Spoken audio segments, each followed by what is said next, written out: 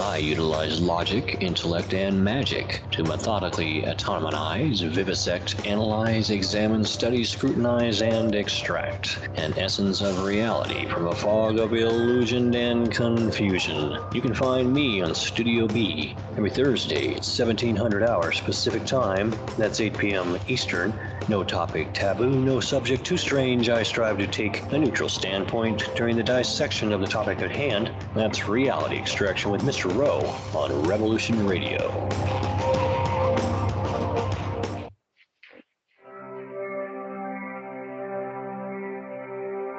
Most guys freeze.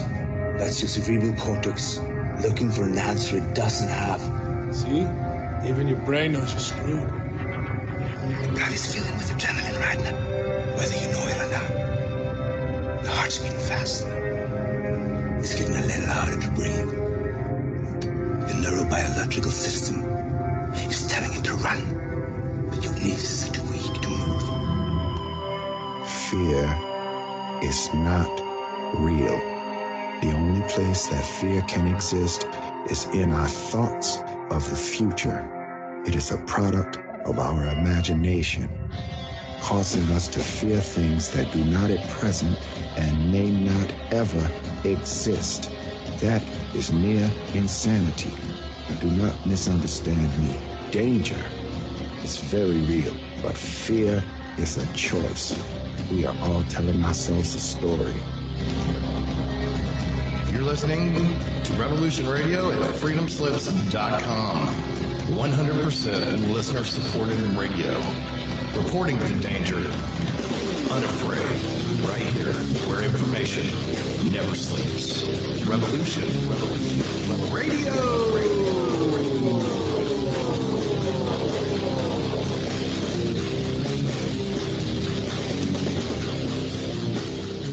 The opinions expressed on this radio station, its programs, and its website by the hosts, guests, and call-in listeners or chatters are solely the opinions of the original source who expressed them. They do not necessarily represent the opinions of Revolution Radio and freedomslips.com, its staff, or affiliates.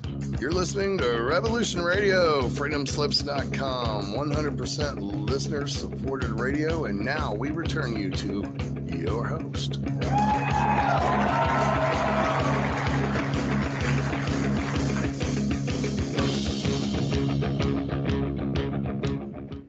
Welcome, ladies and gentlemen, to another edition to Cosmic Catastrophe. I'm your host, Diamond, from the Oppenheimer Ranch Project. Joining us today is my lovely partner, Leah Schaefer, who is... Hello. Hi, how are you doing? Good, how are you? I'm good. And if you've been listening since the beginning of the show, we've been talking specifically about cometary catastrophes. We've dedicated 3 of the last 4 shows to the younger Dryas impact hypothesis. And last week, we went off a little divergent plane to talk about a more recent event, which is the Hopewell Airburst, which happened right near Serpent Mound in Ohio, a mind-boggling story where an ancient culture that made Serpent Mound made it in an ancient impact structure, and then the culture itself was taken out by an impact. Absolutely mind-blowing. So we're going to add to some of the evidence that's piling up. Now, when you do research on a topic, the more you look into it, the more evidence you start to uncover, you start to build a story. And we were trying to put the story together for you last week, and we're going to add to that story. The first 3 episodes, when we talked about the younger Dryas impact hypothesis, began with Firestone in 2007 positing the theory with many other authors backing him up on that paper. And then immediately after that, other scientists came to attack him to say things like the black mats are not formed exclusively by extraterrestrial impacts. They're formed in wet environments. But then they went back to all the black mats and they studied them thoroughly, and they started finding all of the cosmic impact precursors. They found platinum spike, the beryllium spike, microspherules, nanodiamonds, diamonds that can only form in high energy in space. And then the evidence piled up, and some of the authors that were against the theory came on board. Now almost everyone is on board with the impact hypothesis, and the volume of evidence continues to grow, and we are going to pile more evidence that just came out in recent months onto the fire. So anyone that's still against the impact hypothesis, after listening or watching this show, I think will be convinced that this event not only happened in the Northern Hemisphere, but was a worldwide event. And not only that, it wiped out an ancient culture with high technology to the point of which there is no evidence they existed, except a couple pyramids and a few megalithic structures that we date to the modern era, unfortunately. So are you ready to dive in, Leah? I sure am. All right. We are going to be talking about a few new papers that came out here, which you can't see, and you can see if you subscribe to one of our YouTube channels, Magnetic Reversal News or Oppenheimer Ranch Project, where we've been putting these episodes up on Magnetic Reversal News, so you can go join us there. But we're going to be talking about the Atacama Desert today, where there is new evidence coming out that extends the Younger Dryas impact field all the way down into southern, central South America. That's quite a distance. What are your thoughts on that? I mean, it just goes to show that clearly this is an event that had a global impact, period. Yeah, and in fact, a comet may have exploded over Chile 12,000 years ago is the article that we have up here, and it could happen again. Now, you wouldn't want much to do with the Atacama Desert, and why do you think that is? I don't know. Well, it's a hellhole. It's the driest. In fact, it's the driest place on Earth. Let me see if I can grab a picture of it here. I think I pulled one up. Got a lot of pictures here. There it is. So the Atacama Desert is officially designated as the driest place in the world. It has an average rainfall of just 15 millimeters, which is just over a half an inch. And some parts of the 103,000 square mile expanse get no rain at all, 0. And that's the average. Could you spell the name of the desert for our viewers, in case they're unfamiliar, or our listeners? Yeah, it's phonetically just like it sounds, Atacama, Atacama. Atacama. And it's located, there's the Atacama Desert. We have a picture up here, so if you watch the podcast, you'll be seeing this. It's located on the southern border of Peru, the western border of Bolivia, and the northwestern border of Argentina. So it's a very long and narrow desert and the driest place on Earth. Now, it's bizarre because it's right on the ocean. Yeah, that's really weird. I think it would be wet. But what happens is shifting trade winds and ocean currents shut off the rain there. It's similar effect to like an orographic effect from mountains. But in this case, nothing falls here. So that's quite interesting. Now, 12,000 years ago, at the end of the Pleistocene era, things were different. In this region, there were megafauna, like sloths, early horses, and grasslands. And in fact, there were large human settlements here, which guess what happened after the Younger Dryas event? I'm kind of guessing they got wiped out. Yeah, exactly. So that's the intriguing thing about the Atacama Desert. Now, we're going to give you a little bit of background information. Some new information has come out about the Tunguska event. Now, this is going to be very important in our studies moving forward because these are forgotten eyewitness accounts. So there was very little information on the Tunguska event, which happened about 114 years ago. On the morning of June 30th, 1908, the ground trembled in central Siberia, and a series of flying fireballs causing a frightful sound. And a series, so that is new to the Tunguska event. And in fact, it has been posited in the past that some lakes near Tunguska that are exceptionally deep might have been formed from secondary impactors that actually made it to the ground. In the case of the Tunguska event, there is no crater. And so this is direct evidence of a cometary airburst. Yeah, so this is critical in understanding what may have happened 12,900 years ago. because there's very few craters. The only craters that we've been discussing were the Carolina Bays. Yeah. Which in fact are not typical craters in the sense of an impact from space, because these are secondary impacts from ice that were then smoothed out because of massive seismic activity as the Earth wrung during this event. So during this event, the cometary pieces coming in have to be coming in over a wide area. Because if we look at the Younger Dryas impact field, I think I could pull that up on one of my graphics. You did have a graphic for that. Yeah, this is the accepted Younger Dryas impact field. It goes out from the Fertile Crescent near Saudi Arabia, contains all of Europe, the southern portion of Scandinavia, the southern portion of Greenland, and all of North America and Central America, down in towards Brazil. But now, the material that the papers that we're gonna be talking about today are gonna move this all the way down in both hemispheres. So this cometary debris that came in affected the Earth in a much wider range.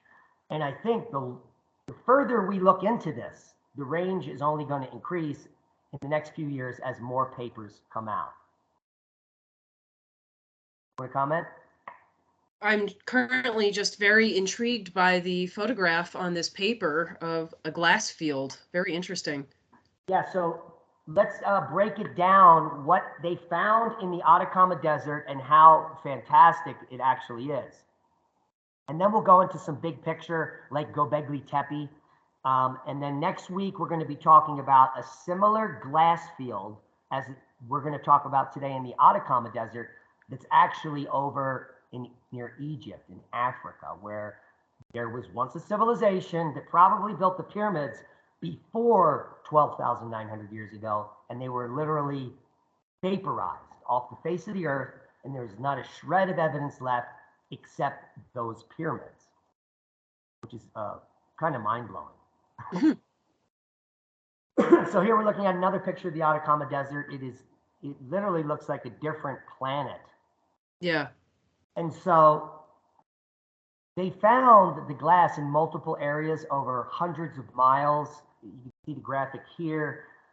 They're all found at a certain elevation too, which is kind of interesting. And they're literally lying on the surface, large slabs of folded vitrified glass. Some of them are up to 50 centimeters across, so these are a foot wide. Glass lying everywhere. And I'm going to give you a guess here. Around the 2007 era, what do you think scientists explain how this glass formed here? Can you take a guess? Oh, I don't know. I'm guessing it's something ridiculous. Yeah, wildfire. So according to scientists, as early as 2007, as late as 2007, these glasses were formed because of grass fires in the region. I mean, is a grass fire even capable of getting hot enough to produce glass? That seems crazy. It would have to be perfect conditions in the right atmospheric setting with extremely high winds, like a bellows, and you could near the melting point of glass, which is just above 1,000 C. But the vitrification in this glass and the way it's folded is showing a different picture. And in fact, all the new studies have proven that this is coming from an airburst from above. There's a pressure shock wave from above, and the heat could be as high as 3,300 C. So where does that come from? Space. It could be coming from something that's exploding above the surface, like this, similar to the Tunguska event. Yeah. Now, the Tunguska event flattened, I believe I have some stats, so let me pull them up. The Tunguska event flattened 2,000 square miles, which is about 500,000 acres. But it didn't vitrify any, there wasn't a lot of stuff like this here. So what's clearly happening here is the Atacama Desert was still mostly desert sands with grasslands and oases during the Pleistocene. So it's still a desert because we need large amounts of sand around to get this much glass. Yeah. Yeah. And the Well, that would glass, also sort of give the lie to the idea that this was due to a fire, simply because you do need the sand here for the glass. So otherwise, you would be suggesting that it was all grassland and then it was converted to desert because of the fire. That doesn't really jive. just need too much grassland that wasn't here because it was mostly sandy with patchy oases. Now, this is corroborated by other, archaeological and geologic studies of this time period beforehand. So they had a paleogeographic reconstruction of what it looked like prior to the Younger Dryas event in the late Pleistocene. Does that make sense? Yeah. All right, so we got this glass lying all over the desert, in the Atacama Desert. It spans for 50 miles wide in some areas. So this is a massive airburst. I mean, and in the Tunguska eyewitness events that have just been released and just been found, the closest person to the event was 40 miles away, and he explained it as feeling as if his shirt was on fire. Wow. So, and this would be a tiny version of this. This event would be an object maybe 100 times larger. So if you were 40 miles away when this went off, you would have vaporized. Yeah. Literally. Because what's happening in a 50-mile swath underneath the airburst is it's 3,000 degrees C. The desert floor liquefies and splashes up and then falls back down. And it looks like this. And then you get that folding because of that motion, right? In the glass? Splashing up like a splash, and then it folds as it cools and hits the ground. Right. Yeah. Right. The same thing would happen if you had a molten tub of glass and threw a rock in it. Sure. Now, this isn't the only thing that they find here, the glass. And here I got a picture of the glass up. It's green. It looks just like the cosmic glass that I have a amulet of. You know what I'm talking about? Yeah, I do. You know what that's called? Moldavite. Yeah. This is Moldavite. Right here. Cosmic glass. And soon it will be all over eBay now that the paper's out. Because it's laying all over the desert. Now you could just go there and say, take me to the Atacama Desert to the glass field. Yeah. The Moldavite's a little harder to find because it's already been picked through. But they found something very unique, Techtites. And large ones. You see, there is that square there is 1 centimeter. Some of these Techtites are 3 centimeters. And so this is clear evidence that there were things that not only exploded over the surface of the Atacama Desert, but hit the surface as well. And so if you blow up a huge asteroid, not all of it's going to turn to vapor, Sure. It's going to send out thousands of tiny micrometeorites. And they hit the ground. Let's say if they're 1 centimeter or 5 inches, they liquefy the ground through that little tiny impact and shoot it up into the air. And because this is so high speed, like it's a nuclear bomb blasting this tiny piece of sand into the ground, this micrometeorite, it creates micro molten glass Techtites, which we're looking at here. Yeah. And these are both found in the same area. So with that evidence, what do you think happened here? Well, clearly something happened. I mean, the airburst hypothesis would seem to be the most likely explanation. I can't really think of a better one. You need intense pressure, you need heat, you need all of that. Yeah, and a lot of people want to believe that maybe the sun exploded and somehow did this. If that were the case, then this would be spread over a much wider area, this particular event. Why? What's your thinking on that? Well, because it's very localized. I mean, we're just talking about that one desert where the glass is found and where these particular Techtites are found, correct? Well, then you could then include the entire Younger Dryas field. Okay, yeah, okay, true, yes. Comet, it's the sun. Let's just forget a comet. There's no comet, it's all the sun. Mm-hmm. So the one leading theory that the most esoteric people are positing is, so to get this clear, if the sun explodes, I don't think there's any material from the sun that would actually hit Earth. Right. Because Yes. what comes off the sun is plasma during like a major solar proton event. We're not looking at pieces of the sun coming at Earth to hit us. No. It's energy in the form of plasma. But if a thick enough plasma stream were to come in to the poles through our magnetosphere, it could spark huge ionospheric lightning storms that would mimic all of the precursors that we've talked about: beryllium, platinum, nanodiamonds. All of these things can be formed in that super lightning environment. Right. What you'd have here in the Atacama is this giant lightning storm that lasted for hours, minutes, or days over a particular region, melting the glass, blasting the Techtites each strike. And that would be what's forming the quote unquote younger Dryas impact field, is just where the lightning storms occurred. Sure. But does that explain, and maybe you said this already, but does that explain things like upticks in beryllium-14 and platinum? I mean, is that literally being created out of the materials that are on Earth through the plasma? In the ionosphere is where beryllium-14 forms. Yeah. Or no, beryllium-14 is stable on Earth. It's beryllium-10 or 12, I believe, it's the cosmogenic version. Oh, I've got it backwards. Yeah. But that forms just as easily. It all forms in the ionosphere. Yeah. So as it's coming in.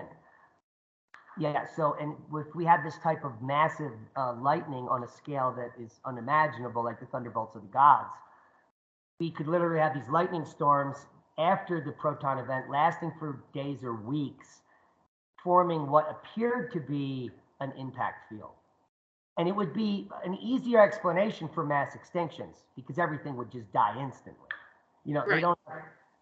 They don't have to all be in the right place at the right time to get impacted. Sure. So that's a good explanation for it could explain all the things we've talked about, and no one is really bringing that up. Yeah.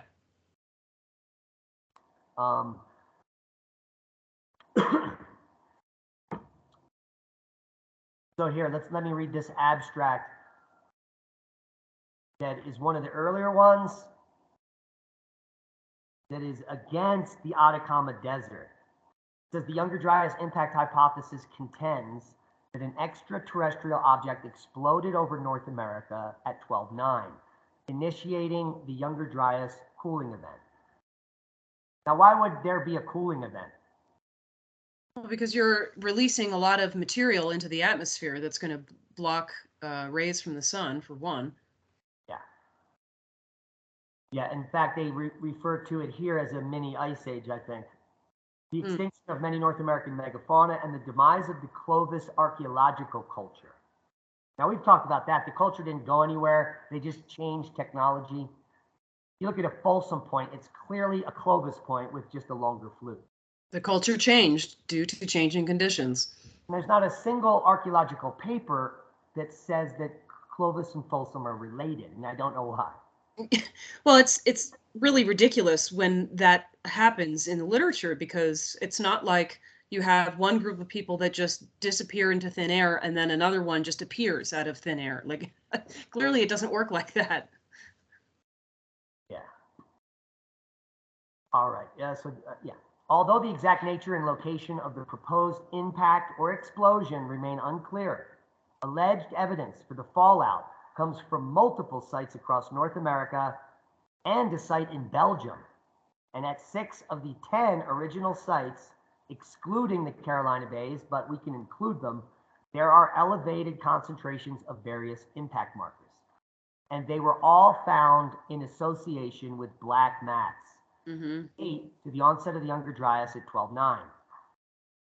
Goes on and continues to say that black mats are common features in paleo wetland deposits and typically represent shallow marsh environments.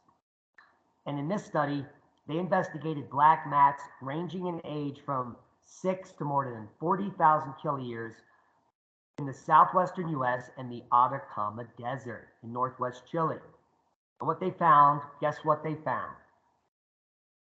Black mats. In them, what did they find in the black mats? All of these markers that we've been talking about. Correct. Iridium, bulk and magnetic sediments, magnetic spherules, titanomagnetite grains within or at the base of the mats. And they conclude, regardless of their age or location. So any black mats from 6,000 to 40,000 years ago all contain these. Mm-hmm. This suggests that elevated concentrations of these markers arise from processes common to wetlands and not catastrophic extraterrestrial impacts. Interesting. Or, which they don't posit here, is that all the black mat deposits are airburst events. Mm-hmm. And they're being preserved in the wetlands for some reason. Also, the idea that, let's say, an airburst event triggered a very wet period of time that caused those black mats. Because the Younger Dryas was extremely wet, wasn't it? Yeah, of course. Well, the period right before, yeah, it was wet all within there, because what you have is sea levels during from about 14,700 to 10,000. During that time, this is about 5,000 years, sea levels continue to come up at an extremely rapid rate. There's 3 rapid bursts of rise, but in between, it's coming up quick. It comes up 400 feet in 5,000 years. So any culture that's living on the sea is going to be completely obliterated and underwater and have no time to rebuild. And at the very end of this event is the Younger Dryas event, is the last 1,500 years of it, let's say. People haven't rebuilt anything, right? They're struggling to survive. And then this thing happens. Yeah. And then they're all done. Yeah. At the very few. Oh, and with that, we go to commercial. Can you imagine their psyche? And we'll come back to the mental state of humanity when we get back.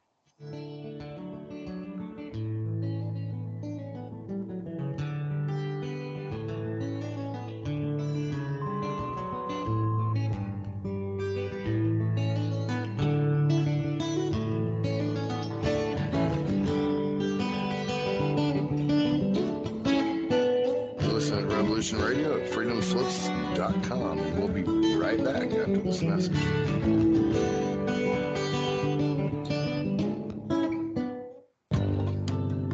Who owns you? If you're not in control, then someone else is. Join me, Ivy West, for Voices on the Wind, Saturday. I discuss government, health, metaphysics, suppressed science, universal mysteries, little-known incredible facts, alternative energies, and even more than you can imagine.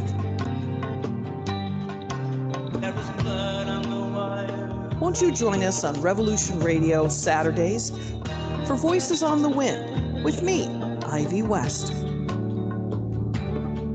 There are lives in the balance, people under fire, children at the cannons. Because if your head's in the sand, your tail is a target. Thank you for listening to Revolution Radio at freedomslips.com, the #1 listener-supported radio station on the internet. Please help support this station so this battle can continue forward. Revolution Radio!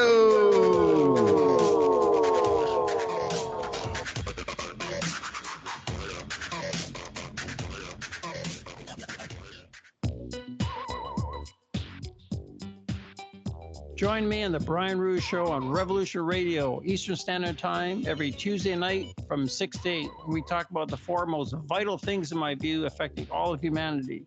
#1 is UFOs and aliens and their agenda for the advancement of humanity. #2 is the Jewish establishment's control over all aspects of human civilization. Number 3, the truth about Adolf Hitler, how he was the opposite of what we've been told. Number 4 is advanced ancient global civilizations. Join me on the Brian Rue Show, Tuesday nights from 6 to 8 on Studio B on Revolution Radio.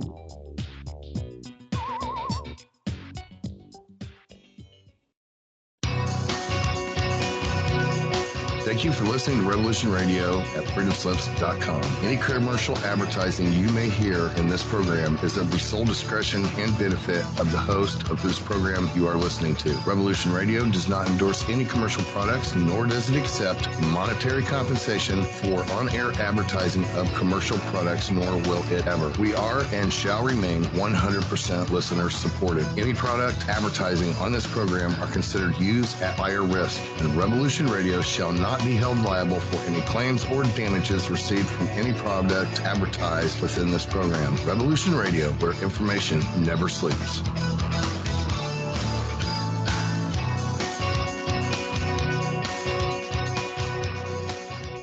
The opinions expressed on this radio station, its programs, and its website by the hosts, guests, and call-in listeners or chatters are solely the opinions of the original source who expressed them. They do not necessarily represent the opinions of Revolution Radio and freedomslips.com, its staff, or affiliates. You're listening to Revolution Radio, freedomslips.com, 100% listener-supported radio, and now we return you to your host.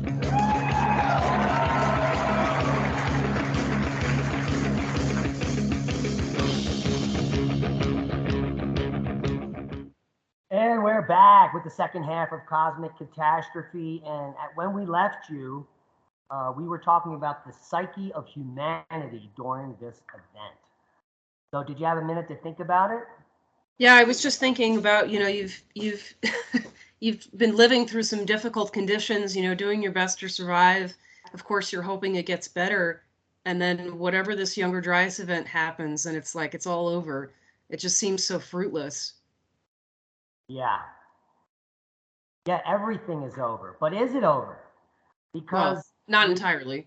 We've got the temple mounds of Gobekli Tepe to prove the point that after the event happened, and during that 1400 years of the mini ice age, there were, whoever was left in the Fertile Crescent were over in Turkey making these temples.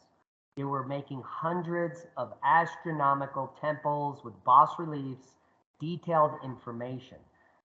So what is the purpose of this? Do they think it's the end of the world? Clearly.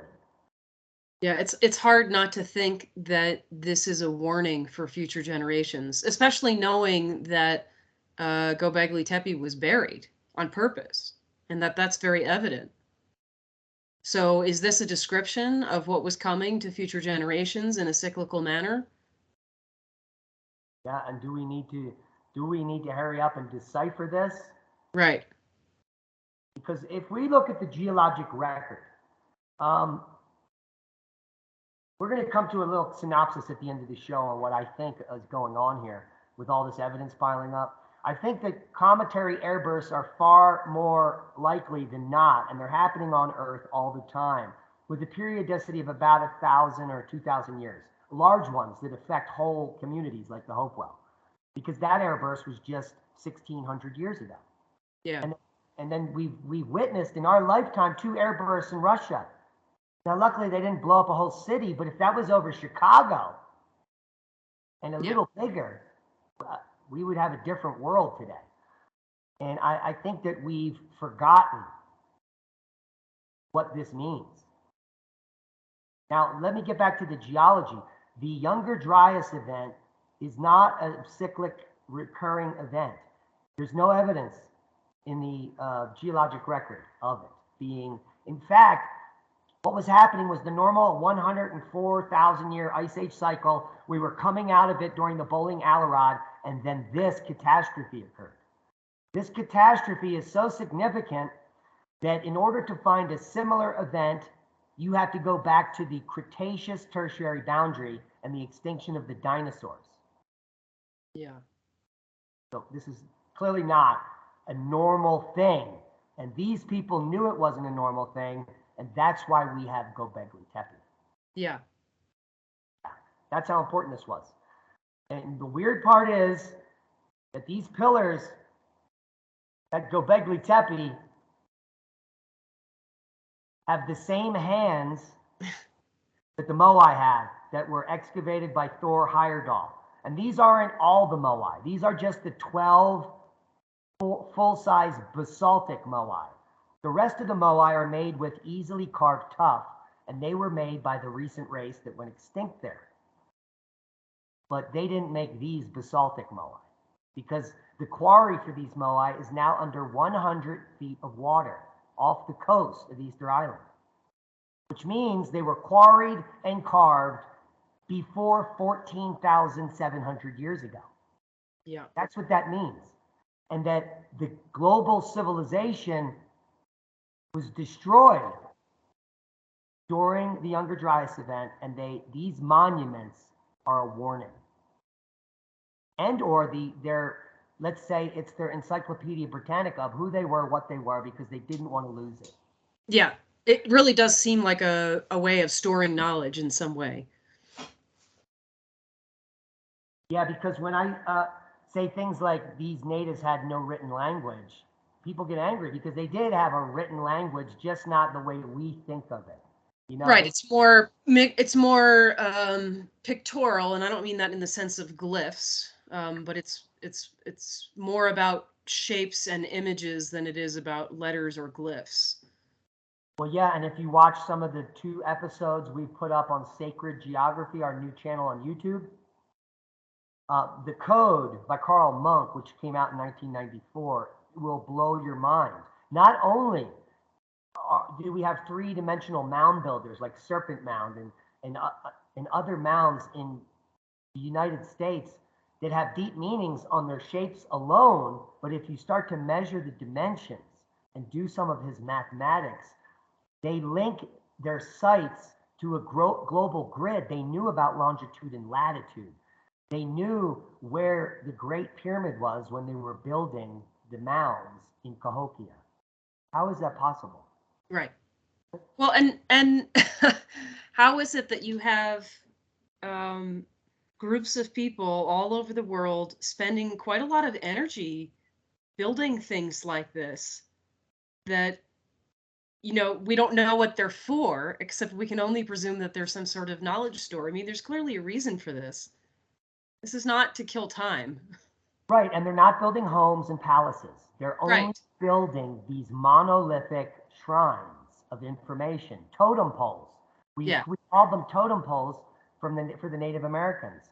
The Native American totem poles is their encyclopedia of knowledge. And so these are totem poles of these people whose world was destroyed 12,800 years ago. And over a period of 1,400 years, they made these amazing things. And then at 11.5, another catastrophe occurs. It might be another comet airburst because there's another mass extinction of megafauna at 11.5. Yeah. There's 2 mass extinctions. Well, there's multiple extinctions that go on during the event. And here I'll bring up some of the most recent data. So what we see at the 12.8 event, the catastrophe that has been dated, is all of a sudden in North America, massive amounts of elk all of a sudden appear. So they must have been displaced from some other area. Mm-hmm. And this is the same time that the horse goes extinct in North America. Now, the mammoths don't go extinct until 11.5. So something happened on that flexure point. Yeah. At the end of the Younger Dryas event, the mammoths went extinct in North America. They continue to live in Siberia for thousands of years, but here at 11.5, the mammoths are gone.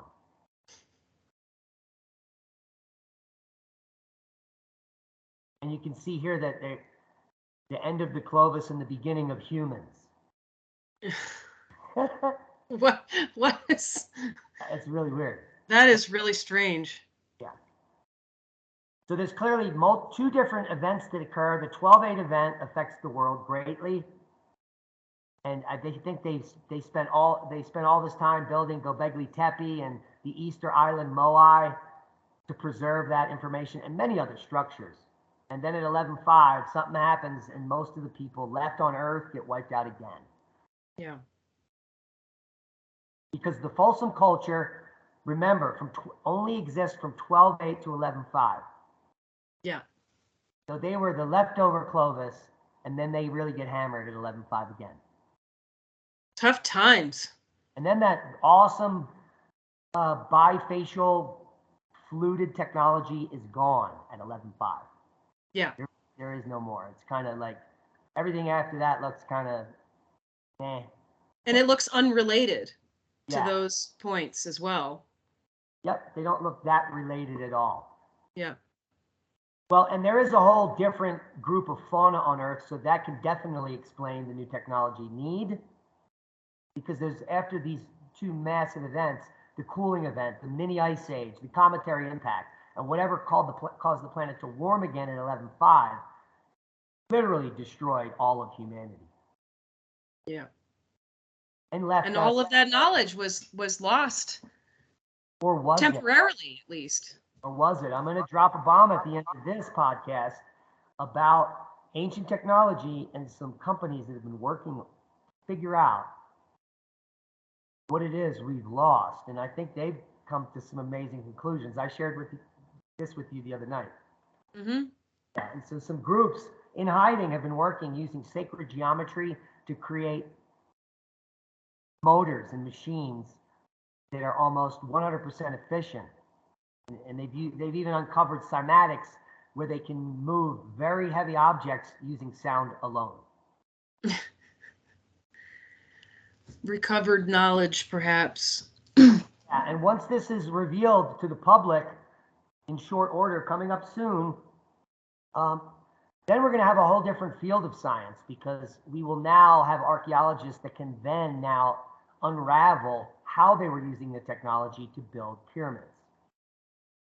There will be so much resistance to that, though. I mean, the narrative, the archaeological narrative all along the way, let's say about building the pyramids, has been extremely resistant to new discoveries.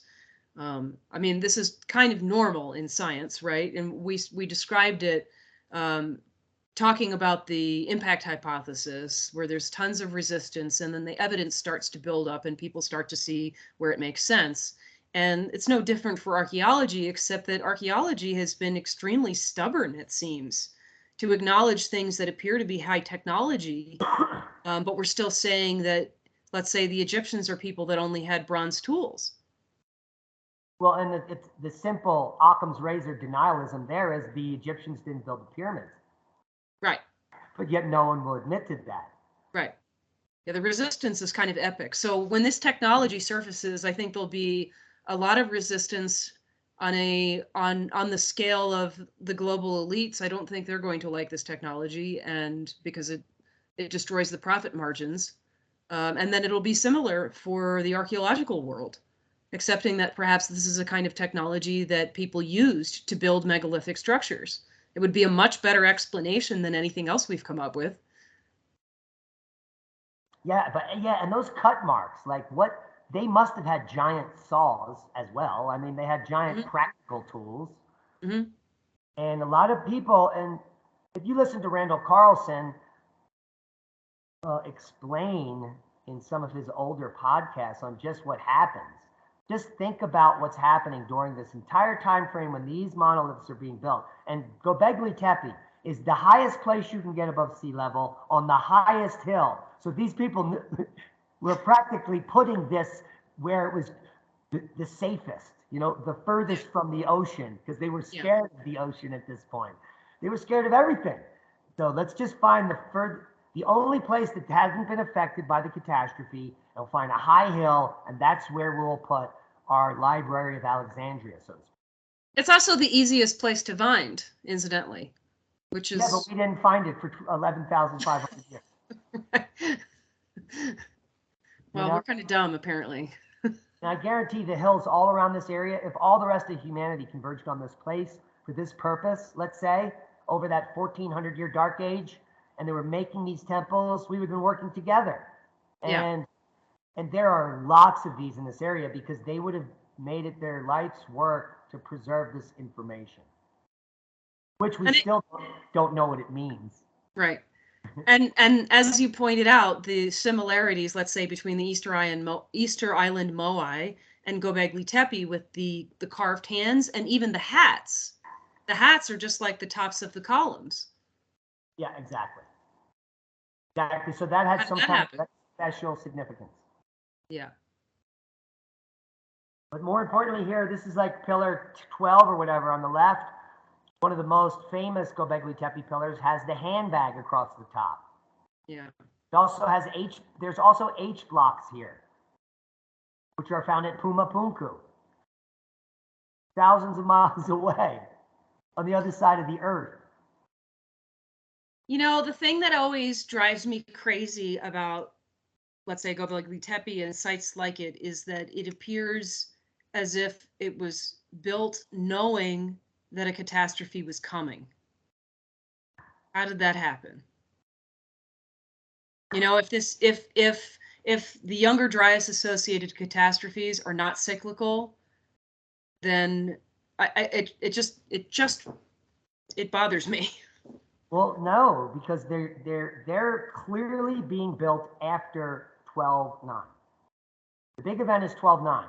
Oh, I thought they were built before 12/9.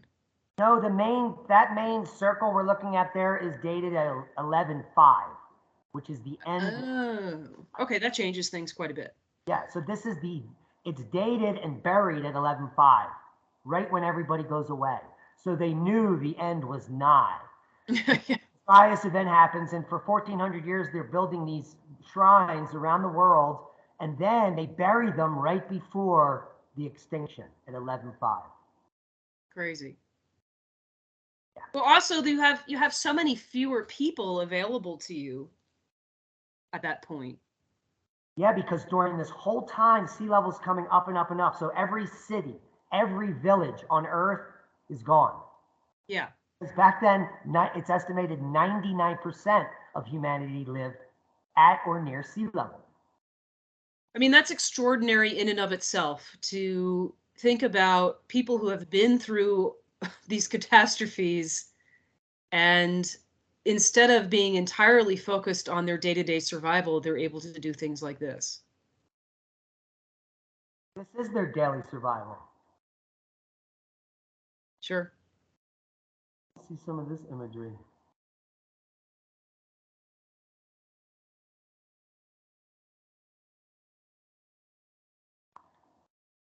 Let me share the screen here. So I pulled up some pictures of Pumapunku and how this is all related. It's anyone's guess, but this is a bas relief, which is what we see at Gobekli Tepe. There's the hands touching and the hat, the belt, the hat. Amazing. It's all pretty hard to unconvince yourself that this is all related. And then at Pumapunku, they have these straps that hold everything together because they have metal technology. Yes. Other advanced technology that we cannot explain. And the fact that basalt is one of the hardest rocks on Earth, and archaeologists don't write a practical paper to explain that the 12 large moai made of basalt need to be carved with different technology than all of the other moai that are strewn about the island. Yeah. In fact, just pick up any rock and you can start carving into the tuff. You've been to some soft, tough areas in New Mexico with us where you could just carve into it, where the wagon wheels are. So that type of soft, tough, anyone can carve into a moai. No one on the island could carve these moai out of basalt because there's no material harder than it. So that is the problem. Yes. So the only thing you could cut this with is corundum or diamond. Yeah. Ruby or diamond would cut basalt, and they needed to have that technology, which is not on the island anymore. And they needed the material there on the island. Yeah. So there's so many unexplained questions, but when you start to look at all the megaliths And all the technology used, here's bas relief fingers on basalt, which is impossible to carve. And Bumipuk is at the same thing. And Gobekli Tepe is the same exact thing. In all of these, we've basically circumnavigated the world at this point. And all of these are the same exact culture, doing the same exact thing at the same exact time before they go bye-bye. Yeah. Extraordinary. Yeah. So then that leads us to the question of what is, and I'm not saying what was, what is Atlantis? Yeah. Plato described it as an island through the Straits of Gibraltar out in the middle of the Atlantic, and that would be the Azores. Mm-hmm. And in fact, if that was the main capital city of Atlantis, the Azores, and it got destroyed at 12, well, according to Plato, it got destroyed at 11.5. Yeah. So this is the final sea level meltwater pulse. At the end of that mini ice age, which we call the Younger Dryas, from 12.8 to 11.5, it was cold, and sea level wasn't coming up that much. In fact, it probably stabilized. But right at 11.5 is the last meltwater pulse, and seas rise another 110 feet. But what also could be happening is some kind of extreme tectonic thing going on planet Earth. Because if you catastrophically melt all of the ice on North America and everywhere around the world, all of those regions are going to have catastrophic uplift occur. It's called isostatic rebound. Because the weight of 5 miles of ice in the Laurentide ice sheet would have pushed the ground down thousands and thousands of feet. Yeah. And if you instantaneously remove that ice, it will recover in a catastrophic fashion, causing earthquakes and fissures to open up and volcanism to make it hell on Earth for thousands of years.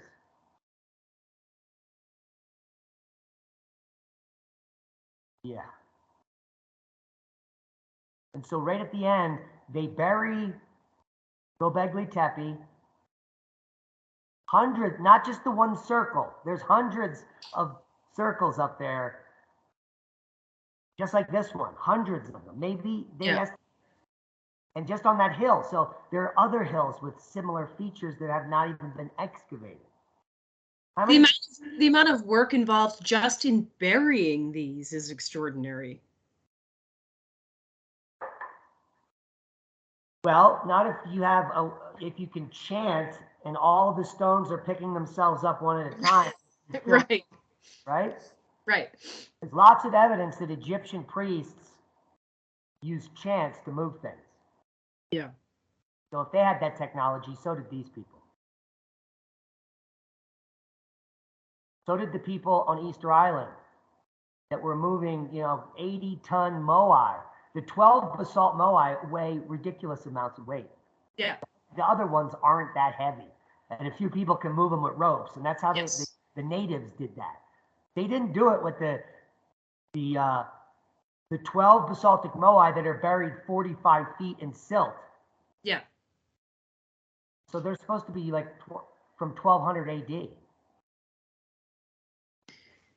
We've talked about this before, not on this show, but you and I have talked about the idea of the moai, being extremely old based on the depth to which they're buried. But do you think it's possible that the burying is a result of liquefaction? There is a lot of evidence on Easter Island that there has been landslides that have occurred for time, and it's right next to a volcano. So I guess when the volcano rumbles or there's earthquakes, these could be landslide deposits. But the depth of them and the fact that you look around this site, it's on a flat plain. Clearly, that's not from landslide deposits. And if it was micro landslides or downslope movement, it would be from a time, it doesn't rain a lot. There's not a lot of storms on Easter Island. So there's not a lot of weathering. So this would take thousands of years to bury it from rain. Right. Very few tropical storms hit Easter Island. It's in like a special spot that very few storms hit the island. So people have posited hurricanes or whatever, but if you look into the weather patterns, that won't explain it. If you want to explain it just using deposition, it's going to take thousands of years to do this. So what we have is the world is panicking after the 12,900 year event, which creates the Carolina Bays and basically kills anyone that's near these airbursts. And anyone that's under the airburst obviously instantly vaporized. Yeah. And we have these glass fields all over the Fertile Crescent. So anyone in Egypt or near the Great Pyramids would have been killed. And we'll go over that next week, the evidence of the glass and that region. And then this is what how all the papers explain it. We just have a few minutes here. What they claim is that hunter-gatherers, after this event, all of a sudden decide to move into towns and cities. But before that, they build thousands of temples to their sky gods.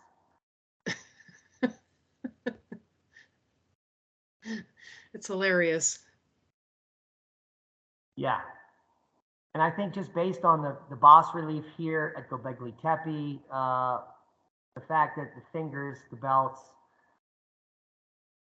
look at this. This is a loincloth here made out of entire rabbit fur or a fox fur. Yeah. These are, I mean, it's really insulting the way that archaeologists try to explain some of these things. I mean, if you look at the art and the technique, and clearly that there's a lot of information behind it, it's just so insulting to talk about these people like they're just dumb cavemen or something. Here are the H blocks around the belt. They're on the front and they're around the side of the belt that are coming from Pumapunku. Mm-hmm. Which is in a different continent at the same time. Yeah. And Easter Island, which is in the middle of the Pacific, also has H blocks, fingers, belts, and loincloths. Yeah. Get somewhere. Yes, if we could only figure out what these symbols mean. Yeah. Join us next week for another stimulating conversation on cosmic catastrophe and humanity. And support #1 listener supported internet revolution radio.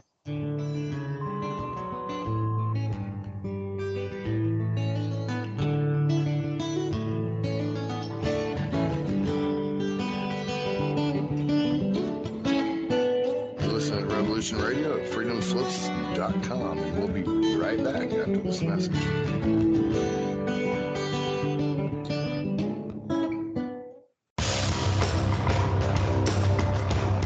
Hello, my name is Mr. Rowe.